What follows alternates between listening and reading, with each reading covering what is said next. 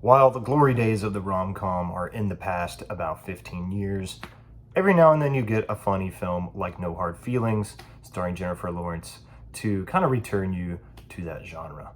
Lawrence does bring a lot of much-needed star power to this movie. I'm not really sure that a movie like this would have succeeded with a lesser-known actress, or at least been a movie that drew that much interest. And while the premise of the movie isn't super original, I think it does provide some funny scenarios that did have me laughing. The premise is that Jennifer Lawrence's character, Maddie, needs a car to drive to her job so she can pay off her house. And that's really the core mission of her character. The core motivation is to save her house because that was what was really important to her mom. And she grew up in that house. So in order to pay for this house, she needs a car.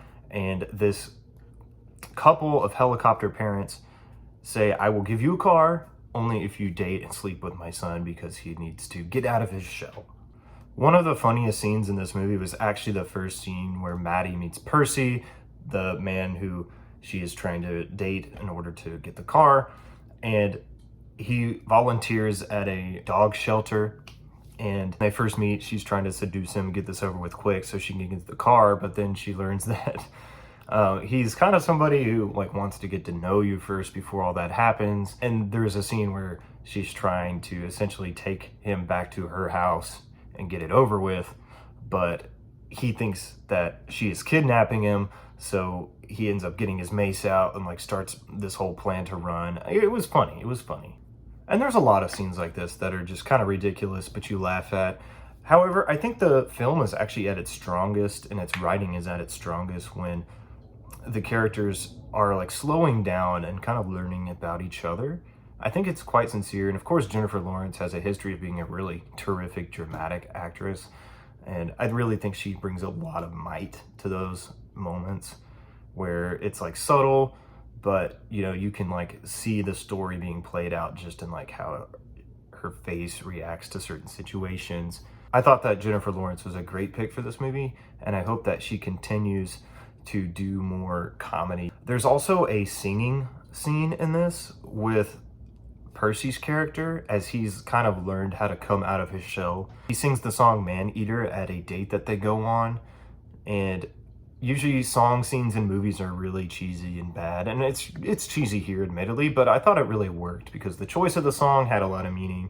And also this was a really good moment for the two characters to really grow together, because she's actually realizing that, man, I kind of have feelings for this guy. He, you can tell, has learned the song essentially overnight on the piano and really wants to, impress and please his new girlfriend. And this point in the movie is actually really interesting narrative-wise because you realize that the cards that Jennifer Lawrence held, so to speak, are kind of reversed now. The tables have turned and now he holds all the cards because another girl sees that he sings the song and is super attracted to it.